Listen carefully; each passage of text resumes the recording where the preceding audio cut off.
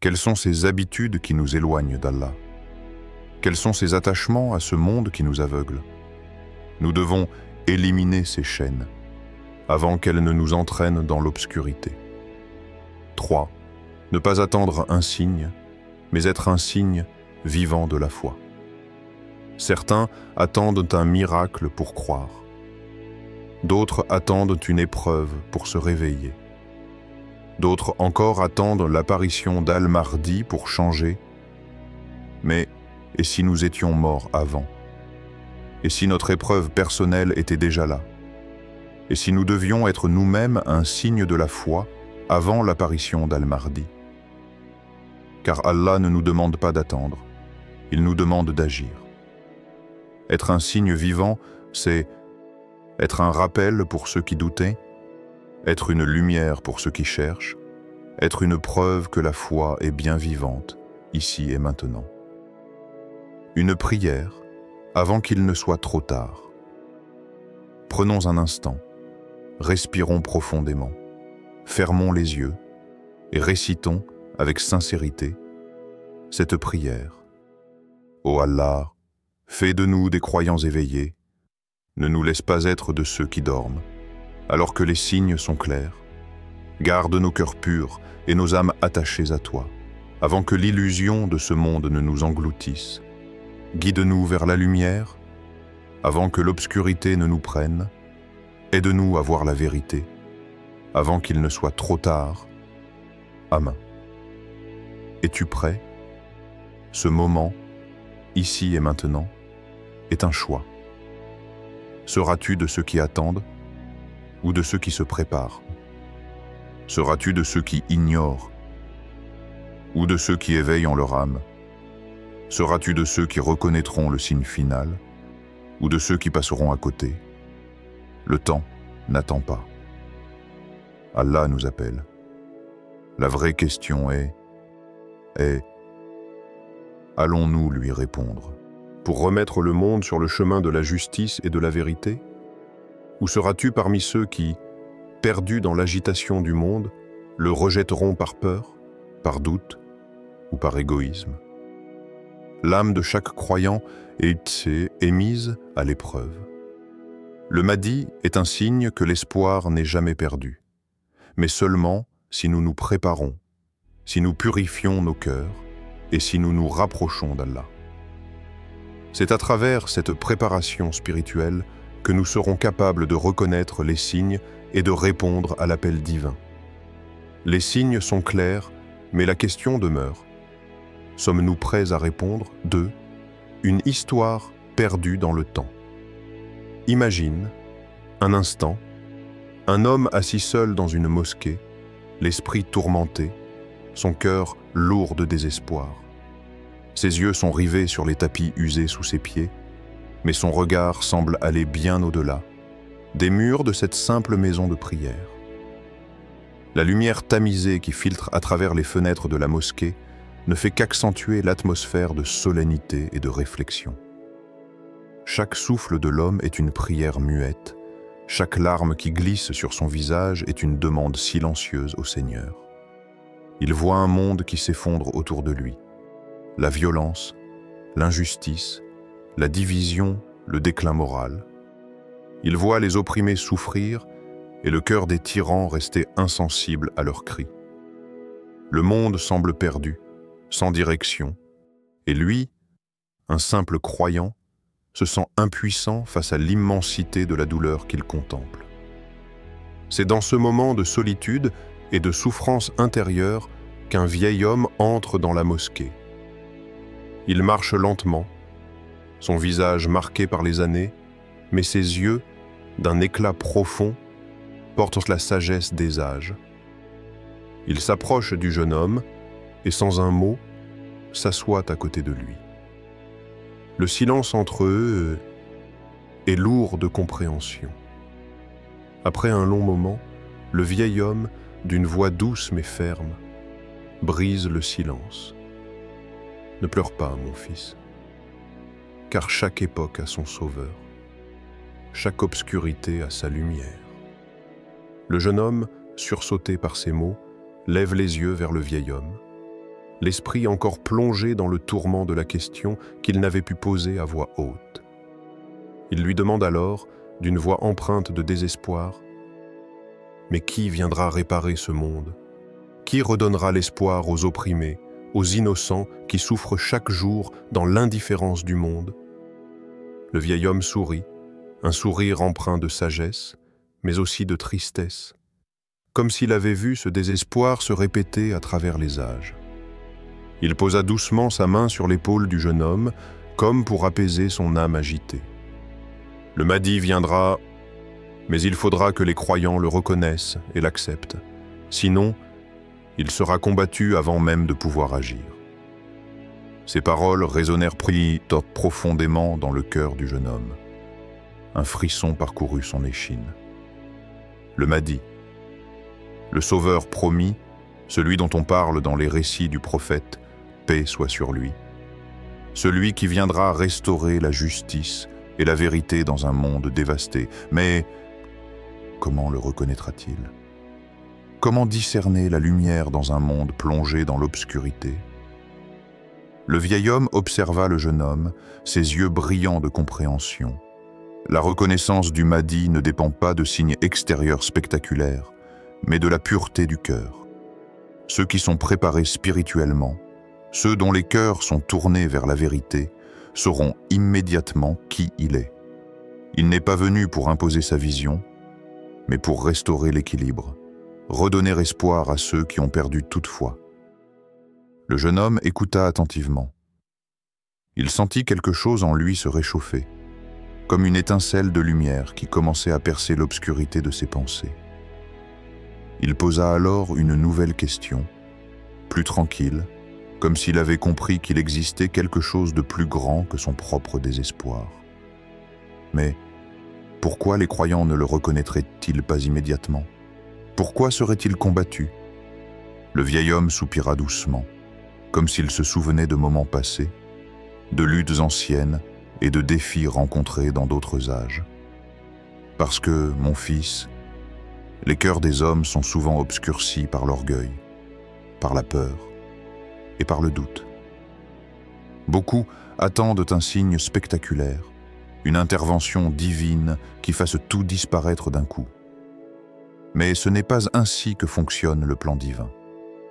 Le Mahdi viendra dans un monde de confusion, et beaucoup seront égarés par des promesses de pouvoir, de richesse et de confort matériel. Il apportera une vérité pure, mais les puissants, ceux qui ont construit leur empire sur l'injustice, chercheront qu'à le stopper. C'est la nature humaine de résister à la lumière quand elle menace les ténèbres dans lesquelles ils se sont confortablement installés. Le jeune homme me baissa la tête, un silence lourd s'instaurant entre les deux. Le vieil homme, toujours à ses côtés, attendait patiemment que la vérité s'enracine dans l'esprit du jeune homme. Après un long moment, le jeune homme se leva lentement, une nouvelle détermination dans les yeux. Il savait maintenant que la question qu'il posait n'était pas seulement celle de l'apparition d'un sauveur, mais celle de sa propre préparation, de sa propre capacité à reconnaître la lumière dans l'obscurité. Aujourd'hui, ces paroles du vieil homme résonnent plus que jamais. Le monde continue de s'effondrer autour de nous, la confusion et l'injustice se multiplient, mais l'espoir demeure. Il est là, dans les promesses prophétiques, dans l'appel à la justice et à la vérité. L'imam Mahdi viendra. Mais pour qu'il puisse remplir son rôle, pour qu'il puisse apporter la lumière qu'il est destiné à apporter, nous devons être prêts à l'accueillir. Non pas dans la peur, mais dans la foi. Non pas dans l'opposition, mais dans l'acceptation de la vérité divine. La question, maintenant, est la suivante. Sommes-nous prêts à l'accueillir? 3. Mufti Menk et la vérité sur le Mahdi. Mufti Menk, un des savants contemporains les plus respectés, a souvent abordé le sujet des signes de la fin des temps. Mais il n'a jamais cherché à effrayer ou à troubler les cœurs. Au contraire, son objectif a toujours été d'éveiller les consciences et d'inspirer les croyants à se préparer spirituellement pour les événements à venir. Dans un monde où l'incertitude et le doute semblent dominer, Mufti Menk nous invite à réfléchir profondément sur les révélations prophétiques et sur la manière dont nous devons nous préparer intérieurement. Il nous rappelle constamment une vérité fondamentale. Le Mahdi ne viendra pas comme un roi puissant, mais comme un serviteur d'Allah.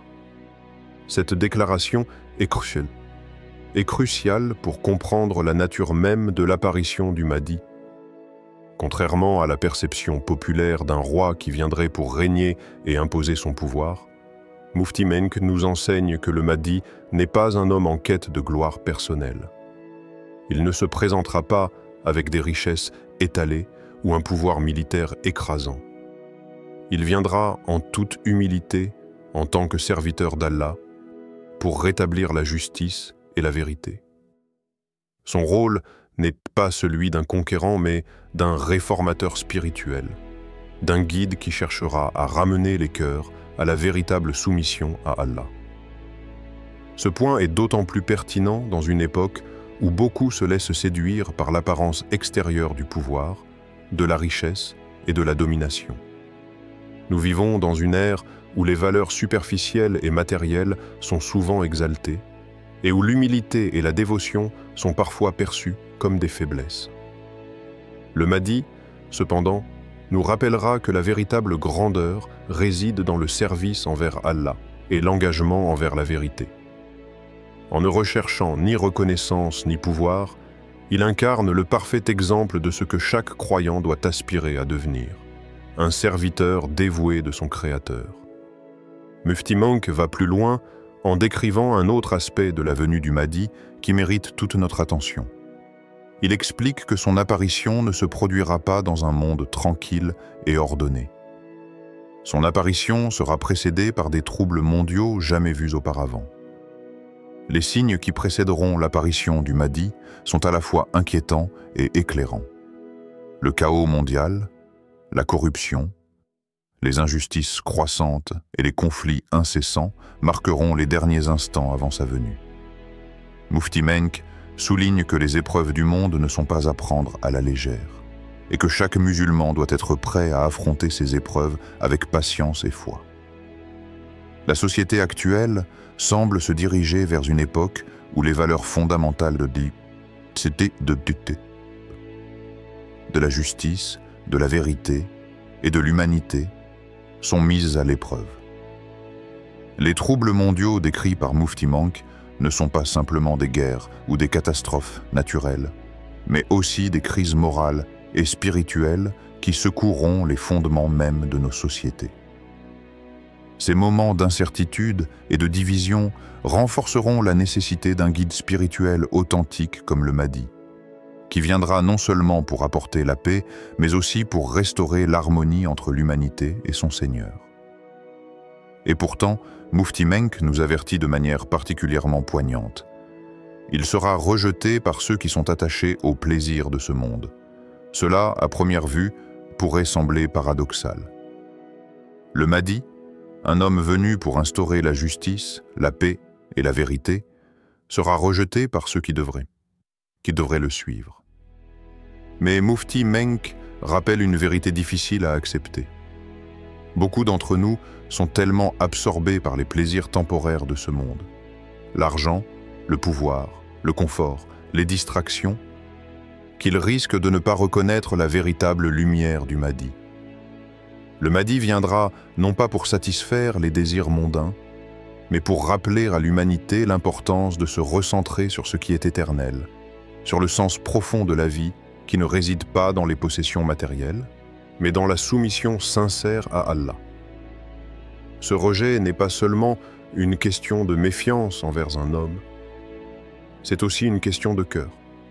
Ceux qui se sont trop accrochés à la superficialité de ce monde risquent de ne pas être prêts à accepter le message pur du Mahdi.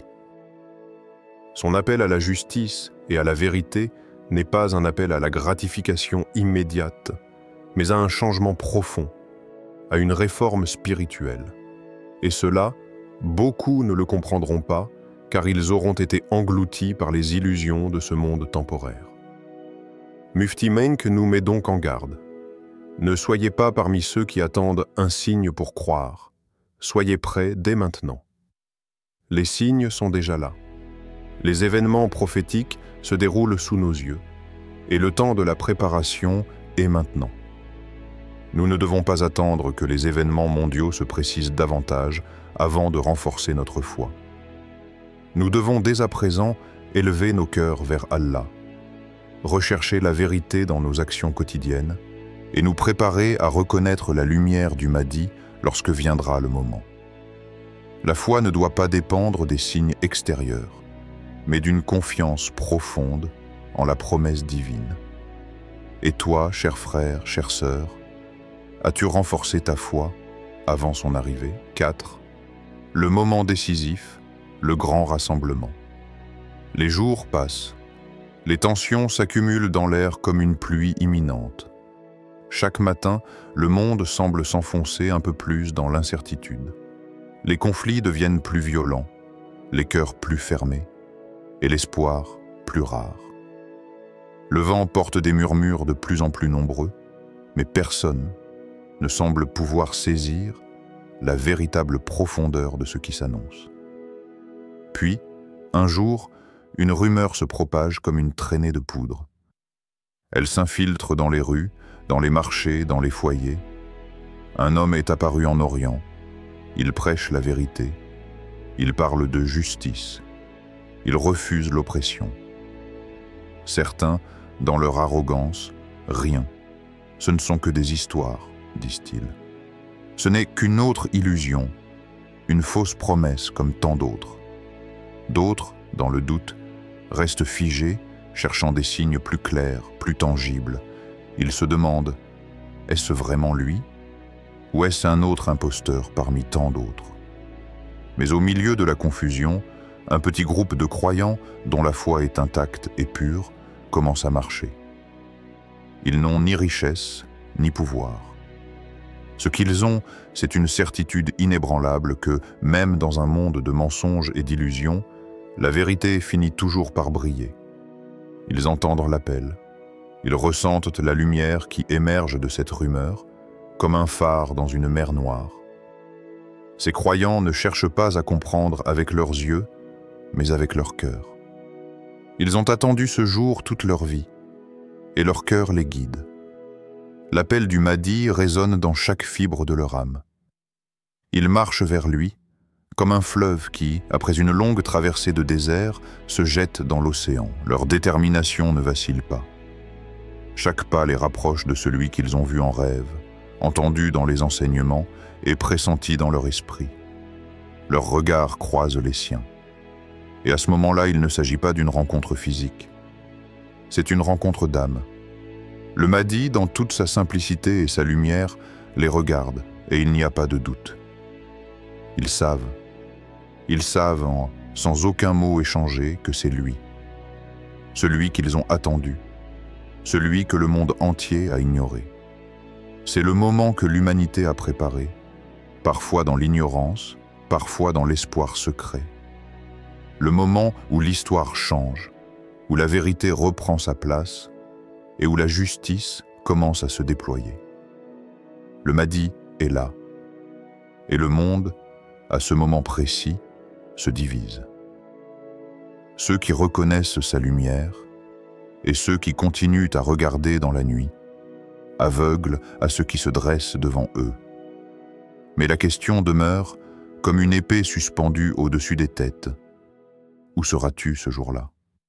Seras-tu parmi ceux qui auront reconnu la vérité, ceux dont le cœur était prêt à recevoir le guide divin? Ou seras-tu parmi ceux qui, dans leur orgueil et leur scepticisme, auront laissé passer l'opportunité de changer leur destinée à tout jamais? Le temps presse. Les signes sont clairs, et l'appel du Mahdi résonne dans l'air, dans les cœurs, dans chaque recoin de ce monde tourmenté. Les âmes s'éveillent, mais trop tard parfois pour ceux qui ont ignoré l'appel du Créateur. Le grand rassemblement approche. L'heure est venue de choisir. Le moment tant attendu est proche. Le Mahdi viendra, guidé par la volonté d'Allah, mais la question reste. Es-tu prêt à le reconnaître quand il apparaîtra? Les signes sont là, chaque jour plus évidents. Le chaos, la division, l'injustice, tout cela n'est qu'un prélude à l'arrivée de celui qui apportera la paix et la vérité. Le grand rassemblement approche et chacun de nous doit faire un choix. Être parmi ceux qui accueilleront la lumière ou ceux qui tourneront le dos à la vérité. Alors, quelle sera ta réponse lorsque l'appel viendra? Prépare ton cœur. Prépare ton esprit. Le temps de la transformation est maintenant. Que la paix et les bénédictions d'Allah soient sur toi et que ta foi te guide vers la lumière.